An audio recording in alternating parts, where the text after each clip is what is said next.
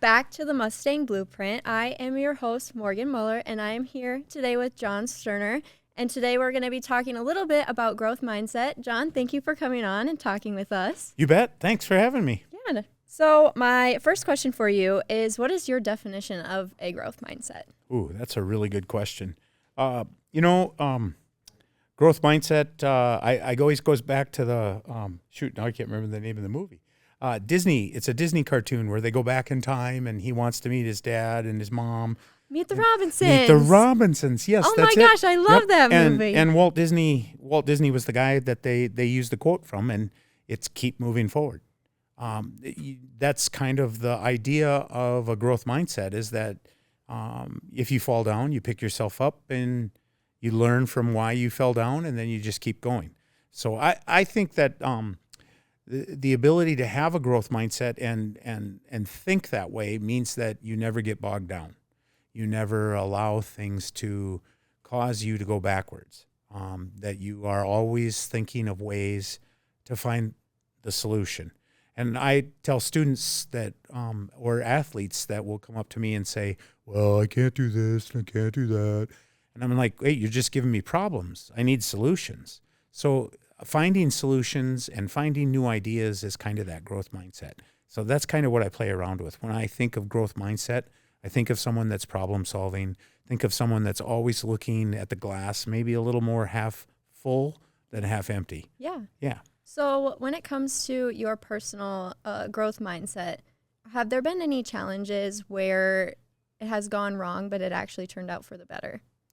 Oh, geez. Yeah, you could, there's probably lots of incidences where, in high school, I was, and not meaning to, everybody assumes that I was this great wrestler. I was a state champion as a senior in high school, but I wrestled from first grade on and didn't win until sixth grade. I literally did not win a match. And in sixth grade, we had the region tournament, or the sub-region tournament, and there were three guys, and the top three go on to the region, and I got pinned by both of them, but because there was only three of us, I got to go to the region. And then we get to the region, and it's the top two guys go on to state, and one guy was sick. So I got pinned by that guy, and I took second, and I ended up at the state meet. And my mom and dad were struggling for money at the time, and it was in the middle of the summer, and didn't have the opportunity to, literally, my dad had to take out a short loan to be able to pay for us to drive up to the state tournament, stay in a hotel for 2 days, and for me to wrestle. And I ended up placing sixth in the state tournament out of like 30 kids. I won 3 matches I'd never won in my life. So it's always kind of been that way for me. I just... my dad would say, you just keep putting your nose to the grindstone and you just keep working, and good things will happen. Preparation meets opportunity. That's luck. So you just got to make your own luck, and you just got to keep going forward. So there's opportunities like that. I had a moment there where that happened to me. I just took advantage of it. And then from that point on, you start to believe, well, hey, it happened there. I can do it again. So it's kind of like that. I was building the sculpture for the city of Northfield, an eagle sculpture, and I was using a 7-inch grinder, which weighs about 60 pounds. It spins at 12,000 RPMs, and I'm an old man. And my left arm, which I'm left-handed, I actually ended up tearing a couple muscles in here, and I had to be done in a month, and I could no longer hold anything with my left hand. And my son finally was free, and he came out, and I broke down crying because I was like, I'm not going to finish this sculpture. He said, we got this, Dad. And him and my buddy came, and they ground for 3 days for me until my arm was healed enough to get back on and start doing the work that I needed to do. But it was those 3 days where I was just crushed. I was like, oh my gosh, how can my body fail me? My body doesn't fail me. But, but again, once I got over the fact that, hey, it's a bump in the road. My son is here. My friend is here. They're going to help me through this. We'll do it together. We'll overcome it together. Yeah. So how would you say that the people that you surround yourself with help you when times get tough, and having that growth mindset might be a little bit of a struggle. How would you say that the people you are around help with that? I think a lot of the people that choose to be around me are around me because of my growth mindset. Sometimes I get a little frustrated with some of the people around me because it's just like, come on now, you can't look at it like it's half empty. It's got to be half full. Yeah. But for the most part, I think that's why people, not to say that I'm attractive by any means, but I think that's why those people are around me, because I'm always, Yeah. I think that's an important thing. As my dad was that way, my uncle was that way, my grandfather on my mom's side was that way, and I remember just wanting to be with them all the time. And so when that opportunity came for me, I try to be that way for other people. What movie was I just watching where, it's Simon Pegg, and it's a movie called The Search for Happiness. And this lady says to him that listening is loving. And I think that's probably the biggest thing about a growth mindset, is that when the opportunity comes and somebody needs you, you can't share that growth mindset unless you listen to what they need to say. And then once they say it, then you can have that growth mindset with them. But I think listening is loving is an important thing for that. I would have to agree with that. So kind of switching gears here a little bit, what's one habit or daily practice that keeps your growth mindset a priority?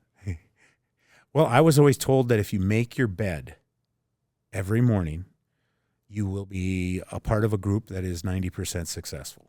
Really? Yeah, it's a huge stat. I mean, if you go in and there's this weird thing, you talk to people that are very successful, you'll find out that they make their bed in the morning. Well, I wasn't always a guy that made my bed in the morning.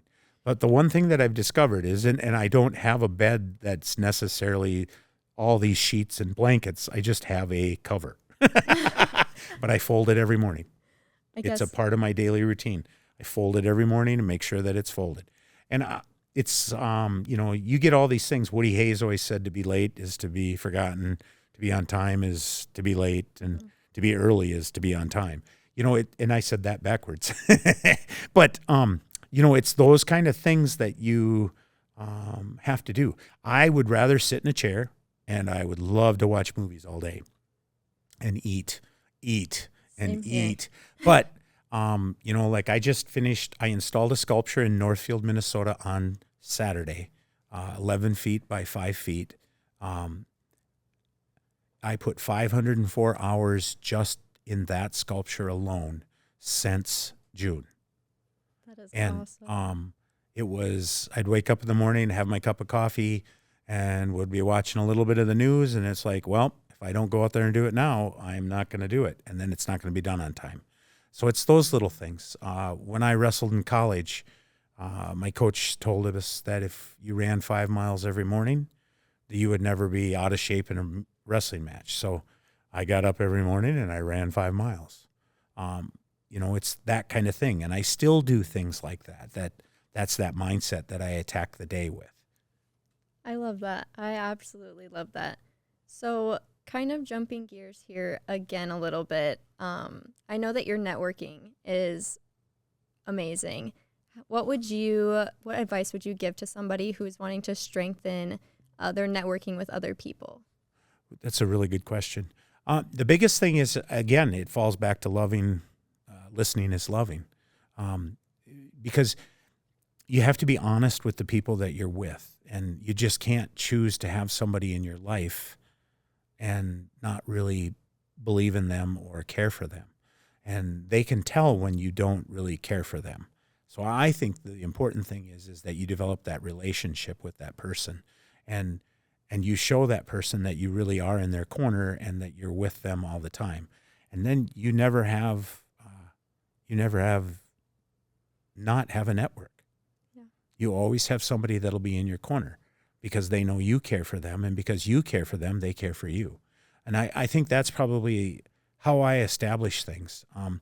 There's a lot of guys in the wrestling room, and I try to get to know all of them, but some of them just don't let you in. You knock on their door, and they for whatever reason, you're the old guy with the beard and the long hair, and how could you have ever wrestled, But you just try to develop relationships, and the ones that do let you in, you foster that relationship. Because in the key pivotal moment in their career, there's going to be a moment when they need you to make the statement that says you should do this, and they need to trust that you have their back. And so I think that's where networking comes in. So I think all the people that I know in the art world that call me up and say, hey, Sterner, how would you do this in the class? Or how would you handle this person in the class? It's because I gave them the opportunity to speak to me and let me know what they were about, and then we were able to make that interaction with each other. And same with the wrestlers, all the people. I think my reputation is what you said. I'm very enthusiastic, and people know that I care, and that I mean it when I care. Yeah. Just from the short time of me knowing you on a personal level, traveling with the wrestling team and hanging out with you and all the guys, I can say myself personally, I have seen that, and I enjoy your presence. And the way that you hold yourself, really, it truly means something. And I know that I could go to you with anything, whether it be art, which I will say. Well, we did. Yeah. Yeah. I miss that class. I really do. But just anything in general, you're really open to having a conversation, hearing people out and listening. For active listening, what would you say is the most important piece of that? Like, how do you show others that you're listening to them well? Well, I am a Sichangu Lakota, and I'm not supposed to make eye contact. That is a no-no. But if you notice, making eye contact makes you feel like I'm paying attention.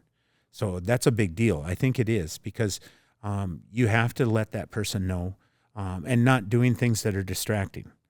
So like staying off of this while you're talking to me. Those are key things that you make them feel like they're there. And I think that's probably the biggest thing is, there's a lot of times that I'm in coaching situations where I'm just like, oh, this coach just drives me nuts, because he's just that. He's not really going to be there. And I think that's the important thing to note is that you got to have that sense of giving them that sense that they are important and what they say is important. And even though you may think at times when you have a third grader telling you about his weekend, it's not necessarily, ooh, yeah, that sounds exciting. but you invest, and that investment is important, because if I'm going to have that third grader in fourth grade, and then I'm going to have them in fifth grade and sixth grade and seventh grade, if I don't pay attention to them now, then I'm going to lose them somewhere along the line, and I don't want to do that. So I think it's important that you really, when you're listening, that's what you do. There's a Dakota leader. His name was Little Crow. His real name is Teaduta, and he was a young man, and his family had converted to Christianity in the 1860s or 1850s. And he said, Mom, I don't understand what the great mystery is. And she said, more importantly, you have to listen silence to understand the great mystery. So I think that's important too, is that you allow people to say what they need to say, and you take in what they have to say, and then give them the information they need. So kind of jumping back a little bit, you are a professor and you teach here at the college. Ooh, I punched the mic again. You teach here at the college, and then you also do K through 12. Correct me if I'm wrong. Art. Thankfully, I don't have kindergarten, but I go do 1st through 12. 1st through 12. Okay. Yeah. So when kids come up to you like with their artwork and they're feeling doubtful about what they're doing, what is one word or phrase or something that you tell them to boost their confidence and switch to that growth mindset? First off, I usually say, wow, that's awesome. That's usually a go-to word for me, or, oh, fantastic. Hey, nice job. And then point out something that you see in the work that's unique for them, or, hey, I really liked how you made that paint look like this along here. Okay, because I think that's important. That's, guy goes out there and he gets his butt kicked in a wrestling match, and you're like, you know what? You maintained a good stance that whole match. The kid's like, what? I said, you did. When he went to shoot on you, he couldn't get in on you, but it was on the mat that the problem happened, right? But so what do we do really well? And you point out those things that are positive instead of going, oh, darn it, you didn't do this, you didn't do this, you didn't do this. And the hard part about art, just like competing, is that it's personal. You can take a test and blow it off as, well, I didn't really study, I didn't do this. But if you have somebody draw a picture, all of a sudden it becomes like it's their life on the line, and they respond that way. So you have to choose to create an environment where they feel comfortable enough to come back to you and say, what do you think now? And then when you get that comfort level, then you can say things like, hey, would you like to try this? What if you did this on this? Had you thought about this? Now the kid is not thinking that they made a mistake, but they make something that can correct it and make it stronger. And so that's the way I talk. I try to talk, how can I make you a better artist? So I'm going to tell you how your artwork can be stronger. I'm not going to tell you that it's horrible, but I'm going to tell you where you could make it stronger. And it might be really good already, but we could make it even stronger. Yeah. So, and I try to do that same thing when I coach. Mm-hmm. So, okay, we did this really well, so we should stick with this. Yeah. Yeah. Another thing, how do you think that students can build that connection with their professors where they're comfortable enough to be like, hey, I don't know if I did this right, but can you help me maybe tweak it? Can you help me fix it? How do you think that those connections have to deal with the growth mindset as well? The greatest thing about SMSU is we have small class sizes. And you as a student have the opportunity to knock on their door. Mm-hmm. And you walk in, and I tell kids all the time, hey, he graduated from Iowa State, so talk to him about the Cyclones. Just ask him a question. Hey, you went to Iowa State. Did you know so-and-so, my buddy who went to Iowa State? And they're going to obviously not know him because it's your buddy, right? But all of a sudden now you've opened a door. I think that's probably the greatest thing that we have at this university is that we have that small, it's like being in a small town. You can just walk up and say, hey, I was looking for directions. Today you talked about this and, ionic bonding. What the heck is that? I get covalent bonding, but what's an ionic bond? You just ask a question like that, and all of a sudden that guy starts. We had a professor here, his name was Dale Sparling, and he was a geology professor, and I had him in class, and it was historical geology, and oh my God. I loved the man and loved everything. The class was interesting, but it was like he was not a lecturer. And then one day I just said, hey, I heard you worked for an oil company before you got the job here. And he said, I did. I said, what company did you work for? And he said, well, I worked for the British Petroleum. And I was like, BP? And he was like, yeah. I said, well, where did you work for them at? Well, I worked in Colombia. I was like South America? And then he was like, yeah, in South America. I said, what did you do? He said, well, I had to look for these things called conodonts. And I was like, well, what's a conodont? And he was like, it's a little microorganism about this big. I said, so how did you look for them? And all of a sudden I got him on this conversation in class. We spent the rest of the quarter talking about conodonts and not historical geology. Even though conodonts are related to historical geology, he got more interesting and got better because he was talking about something he was passionate about. And it's that kind of connection that we get here at SMSU that just makes this place wonderful.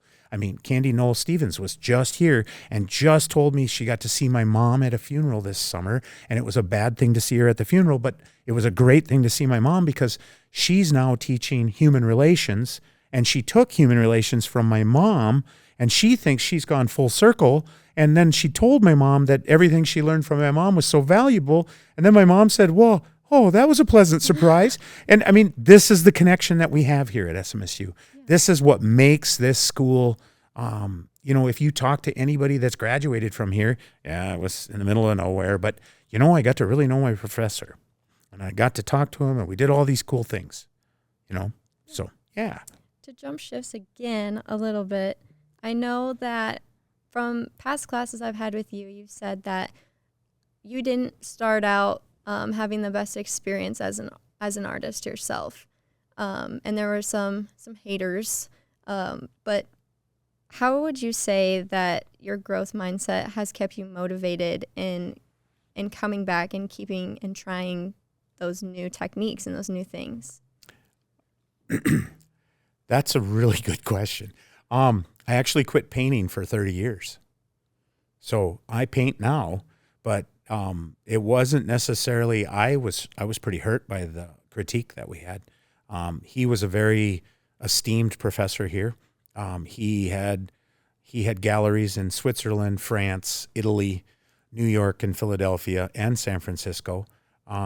He was world renowned, and basically the words he used, Sterner, this is and it crushed me. He told everybody else what they could do to fix their work, what they could do to make it better, what was wrong with it. All he said to me was that.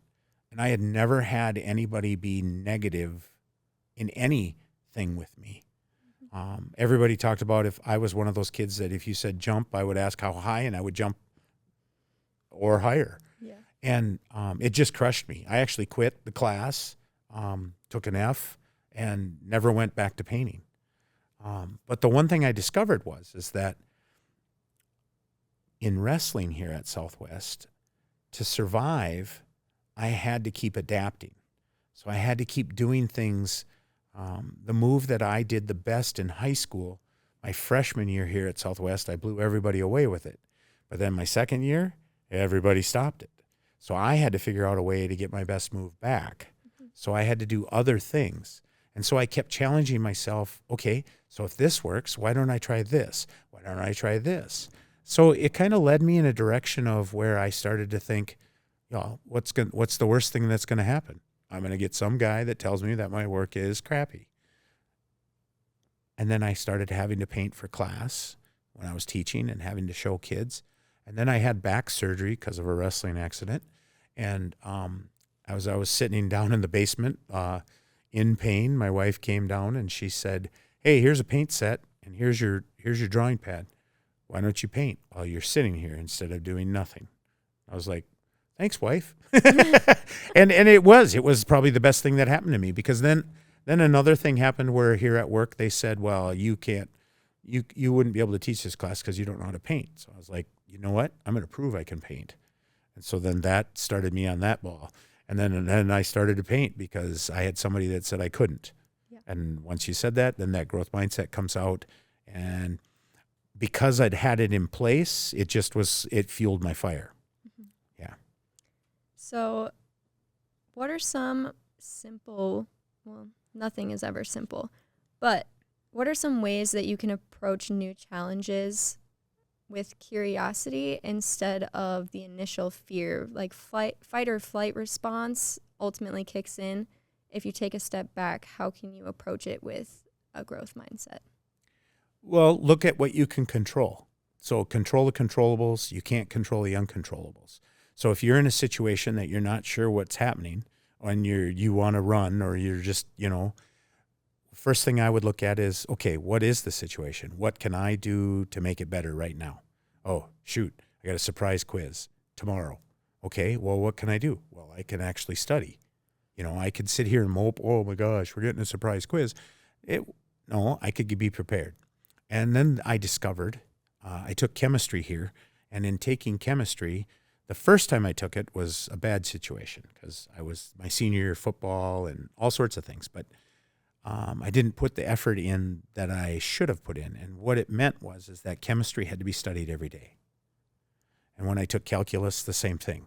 If I didn't do daily work, then I didn't get daily results. So the one thing I discovered is that you always look at the situation. Okay, what do I need to do for this? What do I need to do for this? How can I go about doing this and this and this? And then ultimately, too, I can be very reactive, too. Meaning that you throw me in a situation, I'm 9 times out of 10 going to fight rather than flight. Okay? That's just the way I'm made. But my fight is going to be thought out. So I will look at my opponent and be like, okay, I can do this, I can do this, I can control that. Okay? So again, it's one of those things that you have to train yourself on a daily basis to that response. I take a perfect example. I was teaching, my first substitute teaching job was Marshall Junior High, and I went in and it was the health teacher, and the note said, just play this videotape, and that's how old it was, and play this videotape, have the kids watch this 30-minute presentation, and then fill out this worksheet. Well, it was on the Heimlich. So we put it in and watched the Heimlich for the first hour, watched the Heimlich for the second hour, watched the Heimlich for the third hour, watched the Heimlich for the fourth hour, and fifth hour I had to do lunch duty, and a girl choked. I did the Heimlich. She survived. Her mom still comments to this day when she sees me, thanks for saving my daughter. She was blue. I mean, she was over in the corner. I was like, oh my God, what's happening? And I ran over and, she's choking. And I had to put the Heimlich on her. I walked in the door of my mother-in-law's house, and my 18-month-old niece, my older grandmother, had given her a cracker, and she was choking and was turning blue. And I just walked in, put her on my hand like you do with a toddler, and bang, bang, bang, until it came out. And my mom, my mother-in-law, and my grandmother-in-law are all like, how did you know what to do? And it was just like, well, I've trained myself over a series of things that I have to remain calm. Because if I get agitated and excited, then I lose control. And to maintain control, you got to learn to keep control. And so know that situation is just what it is. So I always laugh, because you watch those horror movies and why would I run behind all those chainsaws? But that's what people do when they panic. Yeah. They do stupid things. But when you can watch it on TV, you're like, it's not happening. But when it really happens, yeah, we run behind the chainsaws. Some people do. I mean, it would probably be me. So we're getting close to the end of our time here, but I just want to ask you, is there one thing or takeaway that you want our listeners to keep growing and connecting with others? So the biggest thing that my dad said to me as a kid, and my dad grew up in an orphanage. He grew up without a father. His mother got to visit him on Sundays for 2 hours. He went to Boys Town, Nebraska. Always has had this mindset, and he had a twin brother, and they both looked at me one day and they said, well, I don't know what it's like not to have a dad, because I didn't know what it was like to have a dad. And I was like, well, that's really interesting. Never thought of that. And so why would I concern myself over that? I can make my life happen because of that. And then he said to me, he goes, there's that movie about that little redheaded girl that was in that orphanage, and her name was Annie. And they sing that song, and I always think about that song. The sun will come up tomorrow, bet your bottom dollar that tomorrow there'll be sun. And the point is, I'm going to make a mistake today, but tomorrow, that's a new day. I've got another chance. I can fall down 10 times. I could fall down 100 times, but I always get a new chance. So that opportunity is up to me. And when the sun comes up, I've got a new chance, I've got a new opportunity, and I can keep moving forward.